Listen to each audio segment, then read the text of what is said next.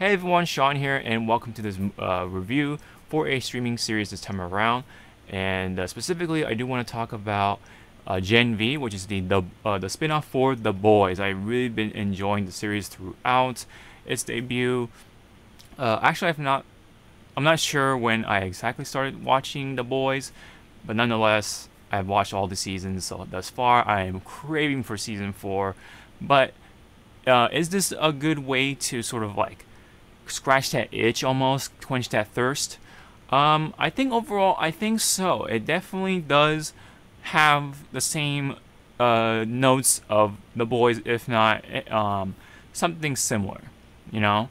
And it definitely starts off with a bang, like a number of these Amazon series episodes. Like the first episode definitely knows how to sort of set the tone. It's got the same like that black comedy satire for like superheroes and such like that. You like kind of see like who's innocent, who's not, kind of stuff. You know, you're hoping to see these characters be good, but not really. You know, in a way. But there are genuine characters, but also come from like unfortunate backgrounds and stuff like that. And I think Gen V does a very good job showing those types of characters. And thus far, I've been enjoying the first 3 episodes with that.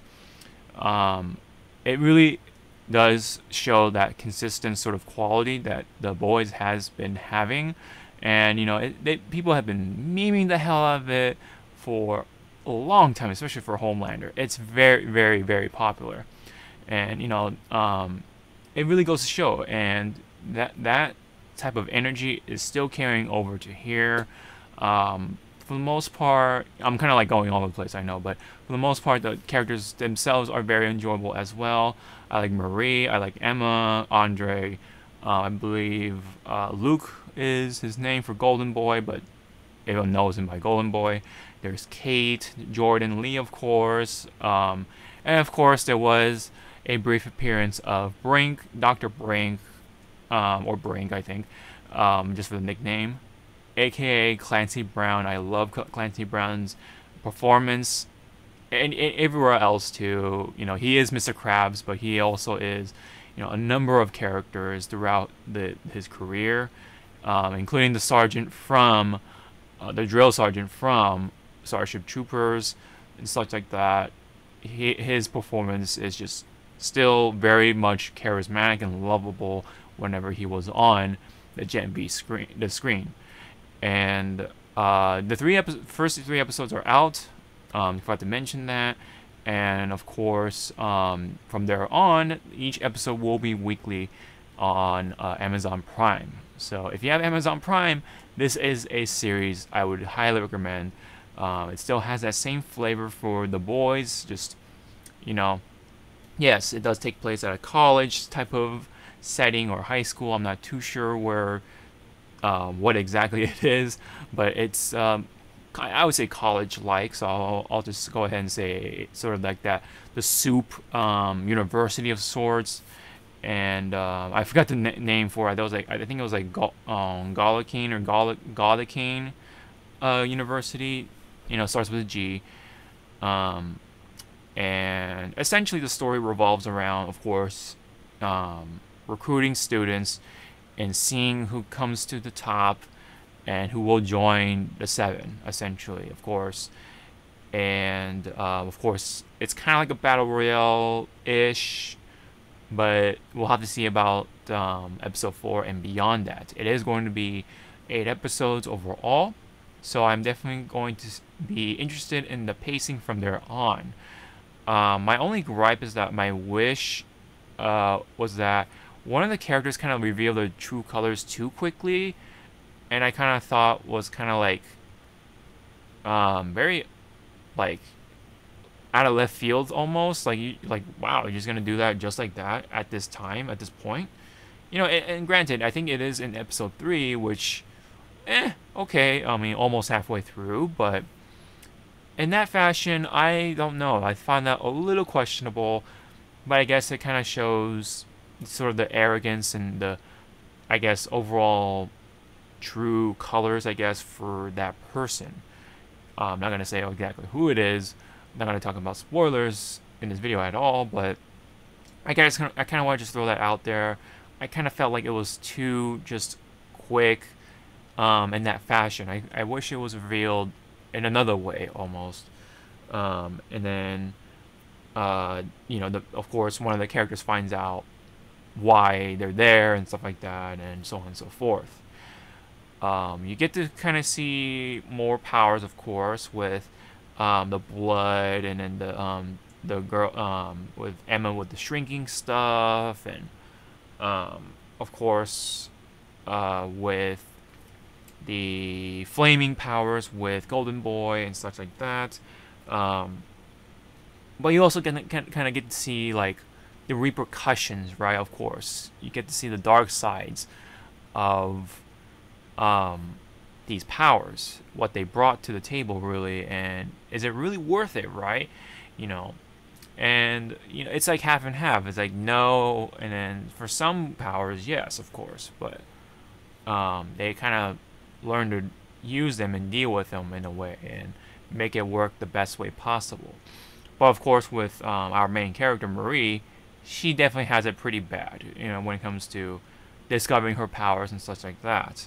So I really definitely like seeing both the flaws and of course the highlights of their powers thus far anyway. And again, it definitely does bring interesting things to the table. The stakes, the sort of the tension when using these powers and stuff like that. And the sort of the plot is also something to sort of think about, of course, in this one, where of course, more than meets the eye, I'm gonna say, and there definitely is something going on with the university. And when you're dealing with soups, right? Where do soups come from? Spoiler in The Boys, I guess, but not here. But the soups do come from the injection, right? The blue stuff, right? And Compound V, I believe. And that essentially plays a role in this one, of course, as it kind of was with The Boys. So there's going to be a lot of scientific experimenting and lab rats and all that stuff. So you definitely know where that type of story goes. It's also kind of playing along the lines of like X-Men a little bit. So I do get reminders of that. But yeah, I mean, overall, I do really like it for what it is for right now. Yes, it's a spin-off for The Boys, and I think it is keeping that crave to a minimum thanks to Gen V. And it does bring its own thing kind of to the table, but at the same time, it does bring what people love, the aspects, right, of The Boys.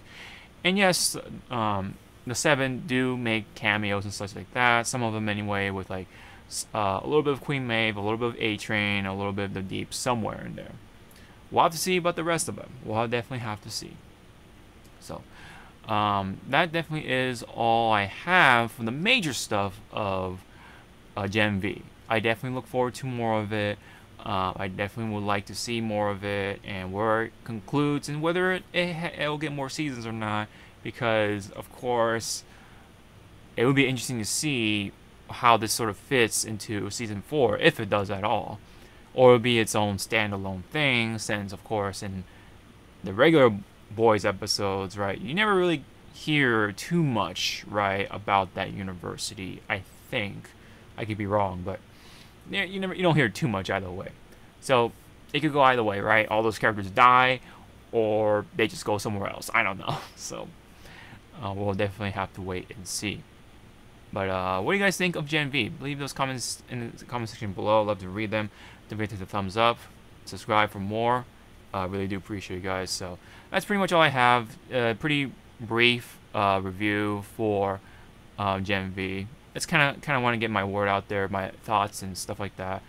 Whether it's something worth watching, is it consistent with The Boys in terms of quality and stuff like that.